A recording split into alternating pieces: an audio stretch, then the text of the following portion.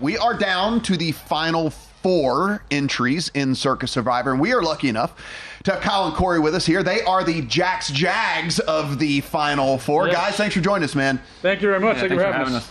So this is, it's unbelievable. Listen, I was out in week 3. If I had to do all over again, I'd have been out again in week 6, and then I'd have been out again in week 7. Whose fault was that we were out in week 3? Yes, exactly. Yes, the Jacksonville Jaguars knocked me out there in week 3. Lots of sweats along the way, but just overall, let's start with just overall the experience and how the emotional roller coaster that this has been. Like you said, just unbelievable start to finish.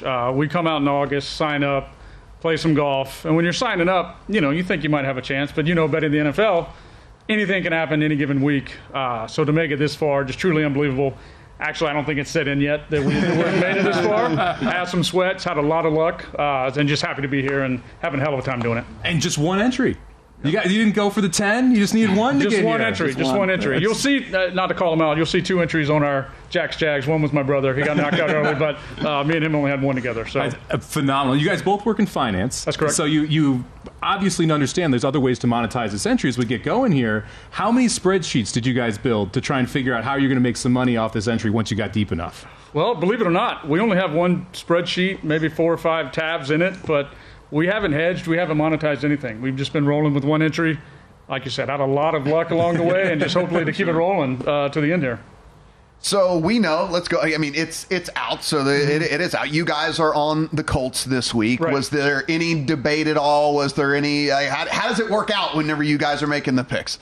I'd say each week we write down probably 5 or 6 teams that we both like, and then really just start narrowing it down from there, looking at numbers, when the lines move, practice reports, injury reports, all that good stuff, and then we get down to 2 or 3, and sometimes it'll be in a day early. The last few weeks it's been the last 30 minutes, so we'll put the pick in. So all just depends on week to week, but we have a good collaboration, and we always got to the same pick. So.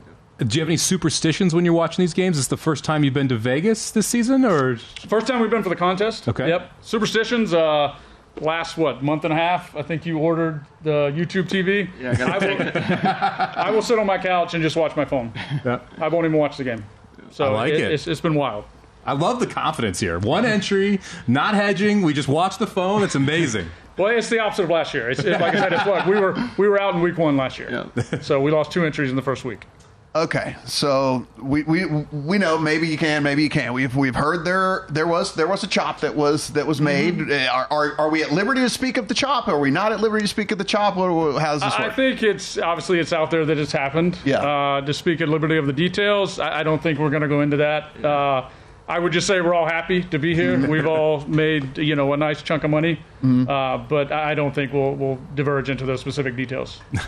Absolutely. Fair enough. Just phenomenal. The one entry to get to the Final Four has got to feel absolutely wonderful. What are you guys going to do moving forward? Do you have an idea in your head where you want to go in these next couple weeks, assuming there's no injuries, that the kind of games play out? And have you looked at your opponent's teams left, and does that change where you're looking at all? Yeah, I think it does. Week 18 is just, you never know what you're going to get, right? Who's going to be playing, who's got something to play for, who's going to rest all the starters. So it's tough to kind of prepare for Week 18, but hopefully some things fall our way this week where, there's nobody really incentivized to play, and when something falls up, we got a good matchup. But I know some of our competitors have some favorable matchups on Week 18 too, so we'll see how it plays out.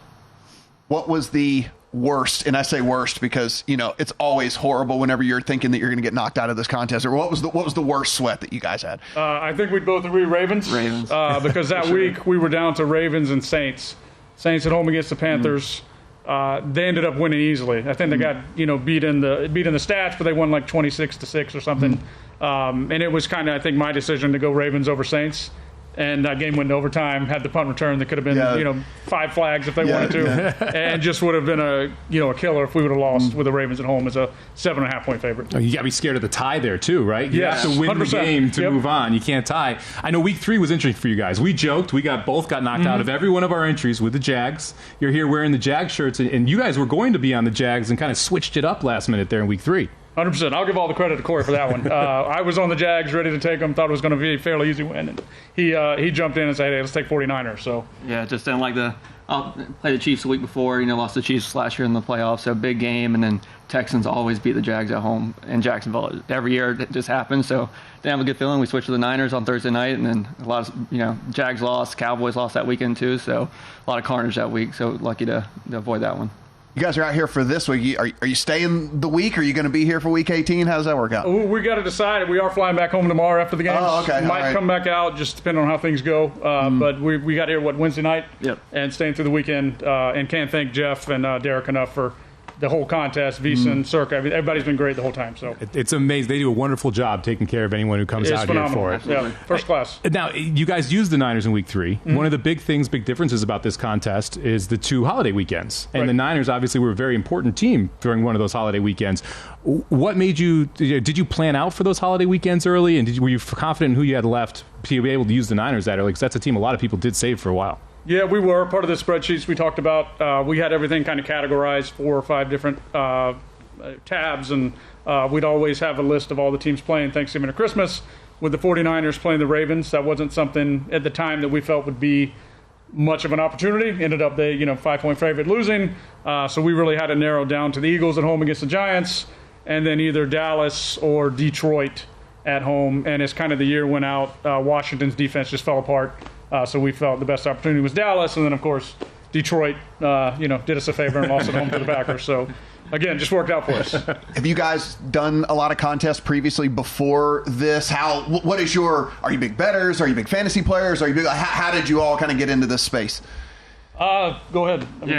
We gamble and bet on stuff, and playing golf, golfer, you're always gambling, right? So have that background. I think this is our 3rd year in the contest. We did just the millions the first year, and then started Survivor last year. Knocked out week 1, like he said, and then this is our 2nd year doing Survivor. So definitely a lot doing gambling before this, but 3rd year doing the contest. So what has the reception been from the golf buddies, from the family, people like that, as you get deeper and deeper into this, and it's some night like, it's a game on Thanksgiving. You're clearly locked into that game on Thanksgiving, right? Yeah. What's the reaction been like from friends and family? I think for a while, not that we kept it under wraps, but, when you're in week 6, 7, 8, you still have a long way to go. Yeah. So you don't talk about it as much, but especially over the last, month and a half, as people find out you've made it this far, the questions, the texts, the phone calls, who do you have, which I don't mind it. I love talking about it, but you definitely have a lot more interactions and people wondering who you're taking, and a lot of people in our corner rooting for us. So I would say my screen time, you get that alert every week. It's through the roof, so I had to turn that off. It's a little depressing seeing how much you're following all the injury reports and stuff, but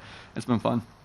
As you guys are sitting there and you're watching the Patriots take down the Broncos, was that just the sweetest win of the year? I would even say though you weren't even though it wasn't your game, was that the sweetest win of the year? Why would that be the sweetest one?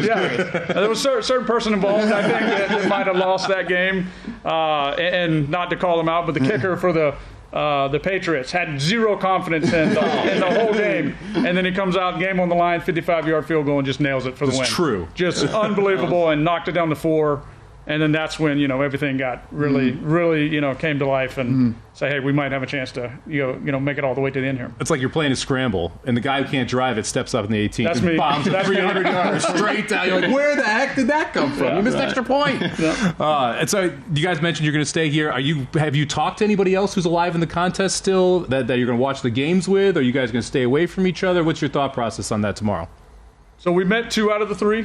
Great guys, very nice guys. We met yesterday, kind of talked to them for a little bit. I think they're going to have some set up for us down here tomorrow to watch the games together. So I think that's the plan. Very cool. So outside of this, let's just talk about y'all both wearing Jag stuff. Yep. How do we feel about the Jags to see what was this? Is this I'll defer to him. Is this a huge letdown? I mean, come on. Yeah. I had Jags. Listen, I had so much money. I have so much money on the Jags in the division. It's just this has been a horrible month. I know. It's been a horrible month. Still alive. Still alive. Yeah. Yeah, it's a must-win game tomorrow. Yeah. And you got C.J. Beathard out there, but get Cam Robinson back at left tackle, which is big.